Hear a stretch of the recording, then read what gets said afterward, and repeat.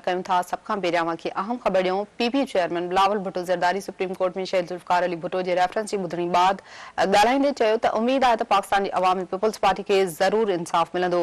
उम्मीद आहे त 12 सालनि खां पोइ पीपी खे इंसाफ़ ज़रूर मिलंदो। बिलावल भुट्टो ज़रदारी जो चवणु आहे त चूंडूं 8 फरवरी ते थी रहियूं आहिनि। चीफ जस्टिस चयो आहे त पत्थर ते लकीर आहे, चूंडूं 8 फरवरी ते ई थींदियूं। चीफ जस्टिस जी या कुछ सेनेटरनि जी ॻाल्हि में वधीक वज़न आहे। सेनेट छा गॾियल क़ौमुनि वटां बि करारदाद पास कराए वठो, पर चूंडूं 8 फरवरी ते ई थींदियूं। पीपल्स पार्टी मंशूर ॾेई छॾियो आहे। उम्मीद आहे त असां हुकूमत ठाहे सघंदासीं। बिलावल भुट्टो ज़रदारी जो चवणु त कराची जो अवाम हिन भेरे पीपल्स पार्टी खे ज़रूर मौक़ो ॾींदो। इहा आम ख़बर तव्हां सां शेयर करे रहिया आहियूं। PP chairman Bilawal Bhutto Zardari supreme court में शहीद ज़ुल्फ़िकार अली भुट्टो जे रेफरेंस जी ॿुधणी बाद ॻाल्हाईंदे चयो आहे त उम्मीद आहे त पाकिस्तान जे अवाम ऐं पीपल्स पार्टी के जरूर इंसाफ मिलंदो।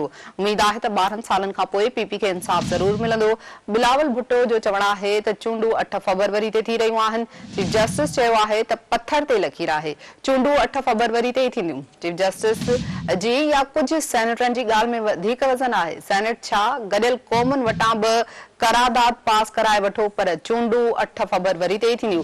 पीपल्स पार्टी मंशूर ॾेई छॾियो आहे। उम्मीद आहे असां हुकूमत ठाहींदासीं। बिलावल भुट्टो ज़रदारी जो चवणु आहे त कराची जो अवाम हिन भेरे पीपल्स पार्टी खे ज़रूर मौक़ो ॾींदो।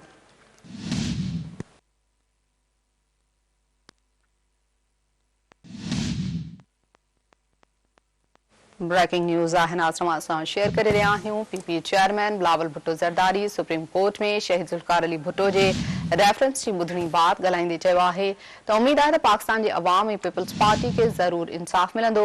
उम्मीद आहे त 12 सालनि खां पोइ पीपी खे इंसाफ़ ज़रूर मिलंदो।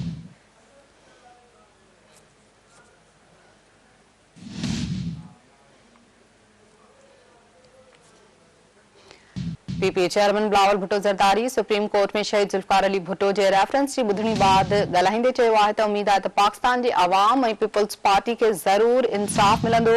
उम्मीद आहे त 12 सालनि खां पोइ पीपी खे इंसाफ़ ज़रूर मिलंदो।